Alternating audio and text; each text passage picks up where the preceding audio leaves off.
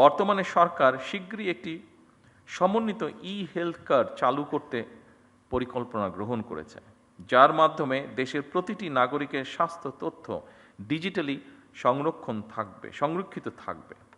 এতে যে কোনো নাগরিক প্রয়োজনে দেশের যে কোনো হাসপাতালে সহজেই চিকিৎসা সেবা গ্রহণ করতে পারবেন।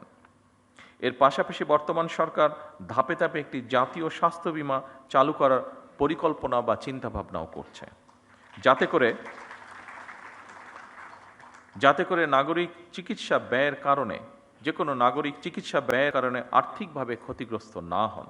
আমাদের লক্ষ্য উপজেলা স্বাস্থ্য কমপ্লেক্সগুলোকে আরও উন্নত করা, প্রয়োজনীয় জনবল নিশ্চিত করা এবং প্রযুক্তির মাধ্যমে স্বাস্থ্যসেবা আরও সহজ ও কার্যকর করা।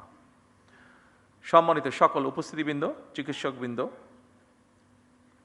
নাগরিকদের সুচিকিৎসা নিশ্চিত করতে হলে চিকিৎসক এবং স্বাস্থ্যকর্মীদের আবাসন, নিরাপত্তা, মর্যাদা এবং জীবনমান উন্নয়ন নিশ্চিত করার বিষয়টি সম্পর্কেও সরকার অবশ্যই ওয়াকিবহাল।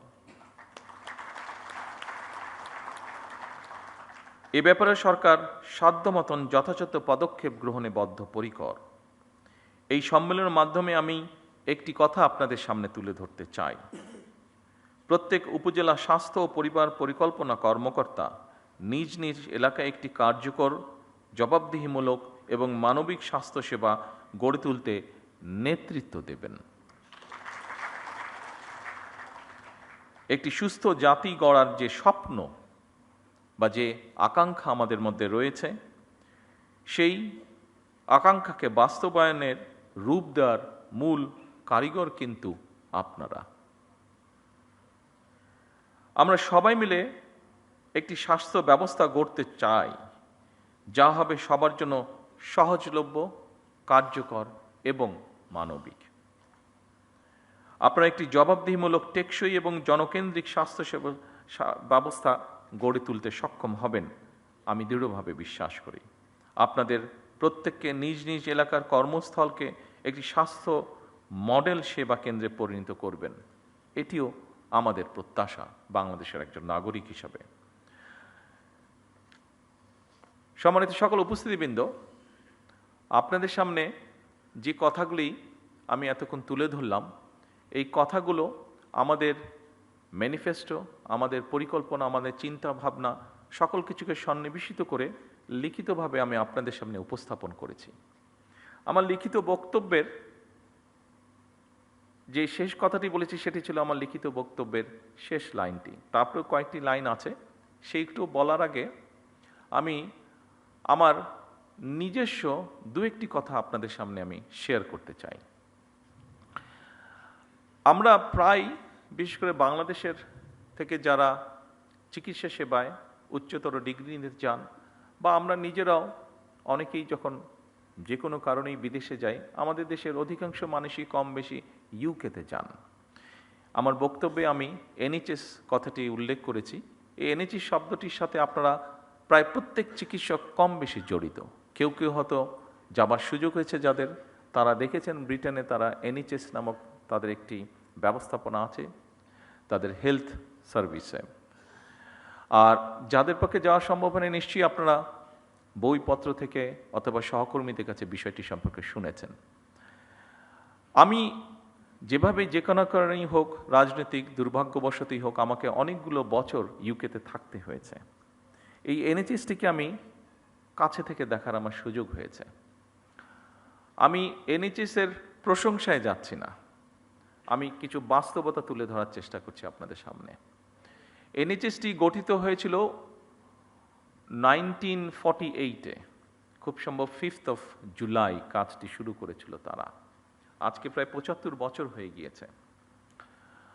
আপনাদের যাদের পক্ষে সম্ভব হয়েছে, যারা আপনার ব্রিটেনে গিয়েছেন, দেখেছেন, নিশ্চয়ই আপনারা পত্রপত্রিকায় প্রায় দেখেছেন যে 75 বছর হয়ে গেছে এনএইচএস এর মাধ্যমে তারা তাদের দেশের মানুষকে সুবিধা দিচ্ছে। এনএইচএস এর তারপরেও সমস্যা রয়ে গিয়েছে এনএইচএস এর।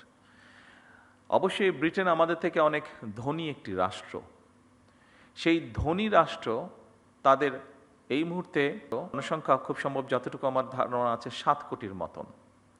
সেই এনএইচএস এর মতন একটি প্রতিষ্ঠান যার বয়স হচ্ছে 75 বছর, ব্রিটেনের মতন একটি রাষ্ট্র যার অর্থনৈতিক অবস্থান আমাদের থেকে অনেক বেশি শক্তিশালী, ব্রিটেনের মতন একটি দেশ যার জনসংখ্যা আমাদের 1/3, সেখানেও সরকার এনএইচএসকে চালাতে, এনএইচএস-এর মাধ্যমে জনগণকে স্বাস্থ্য সুবিধা দিতে হিমশিম খাচ্ছে। প্রায় বিভিন্ন রকম এনএইচএসকে বাজেট দিতে হবে, এনএইচএস-এর বাজেট বাড়াতে হবে, বিভিন্ন রকম সহযোগিতা করতে হবে, এই বিষয়গুলি প্রায় তাদের পত্রপত্রিকা বিভিন্ন আলোচনায় উঠে আসে। আপনারা আজকের এখানে প্রেজেন্টেশনে অনেকগুলো আপনাদের সমস্যার কথা বলেছেন। অবশ্যই সমস্যা থাকবে, কাজ করতে গেলে আপনাদের বিভিন্ন রকম সুবিধা অসুবিধা থাকবে, এবং সেটি সরকারের কাছে তুলে ধরাটাও অবশ্যই সঠিক কাজ আপনারা করেছেন।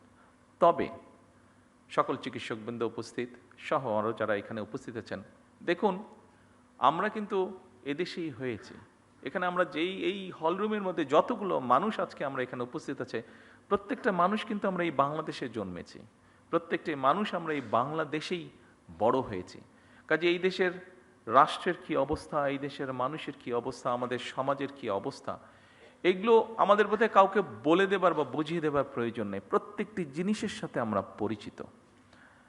সেজন্যই আজকে আমি বলছি না একবারও, আমার অবস্থান থেকে আমি আপনাদেরকে বলছি না যে আপনারা যে সকল সমস্যাগুলো, আপনাদের কাজ করতে গিয়ে যে সকল সমস্যাগুলো আপনারা ফেস করেছেন সেগুলো গভর্নমেন্ট অ্যাড্রেস করবে না বা করতে পারবে না, এরকম কোনো কথা বলছি না। তবে সরকারের পক্ষ থেকে আমি আপনাদের সহযোগিতা চাইছি, আপনাদের সাহায্য চাইছি। আমি কেমন করে?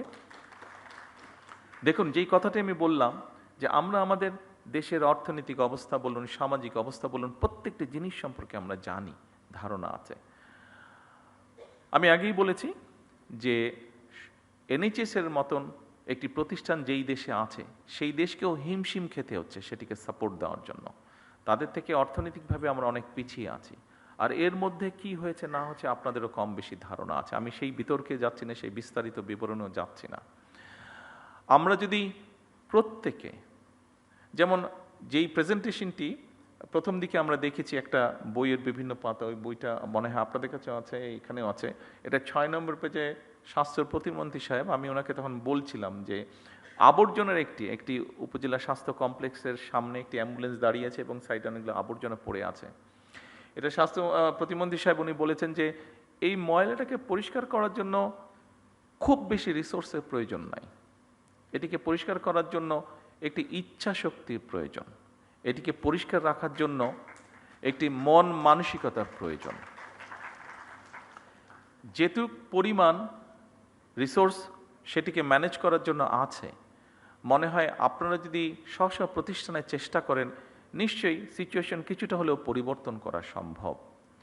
আমি যদি আমার পেশেন্টদেরকে শেখাই শুধু এই অসুখে এই ওষুধ খেতে হবে, এই কাজটি করো না তাহলে এই অসুখটি হবে না, এটা বলার পাশাপাশিও আমি যদি তাদেরকে হাইজিন সম্পর্কে একটি কথা বলি, আমি যদি তাদেরকে শিখাই যে যদি ময়লাটি কম করো তাহলেই ময়লা কম হবে, ময়লাটি কম করো তাহলেই ময়লা কম হবে, নিশ্চয়ই আপনাদেরকে আমি বোঝাতে পেরেছি যে আমি চানাচুর খেলাম, কলাটা খেলাম, এখানেই ফেলে দিলাম।